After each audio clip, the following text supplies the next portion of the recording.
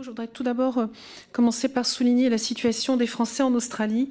Dès le lendemain, ils m'ont, pour certains d'entre eux, interpellé, rappelé que l'État français est clairement à leur côté. Pour eux, cette trahison, c'est vraiment un coup de tonnerre dans un ciel serein. Après la sidération et la stupéfaction, c'est l'inquiétude et l'incertitude, alors qu'il y avait une amitié franco-australienne qui était évidente et qui était très forte.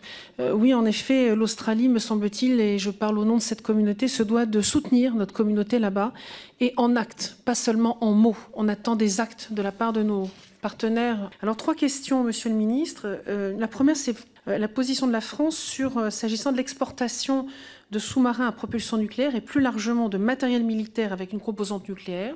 La deuxième question, c'est quels sont les retours que vous avez pu avoir de nos partenaires dans l'Indo-Pacifique, je pense notamment à l'Inde, le Japon ou l'Indonésie. Et puis troisième point et dernier point, quel est l'avenir de ces exercices militaires dans le contexte actuel que nous connaissons? Position concernant la demande éventuelle de certains États pour qu'ils puissent acquérir auprès de nous la propulsion nucléaire de leurs sous-marins, l'histoire montre que nous ne sommes jamais à ces rendez-vous-là. Il y a de l'inquiétude chez certains de nos partenaires dans la zone.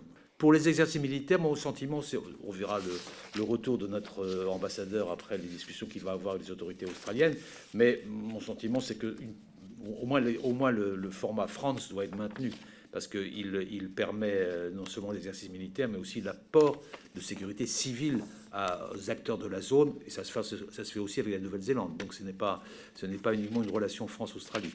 Donc je crois que là, il faut garder cette dynamique de protection que vous avez évoquée.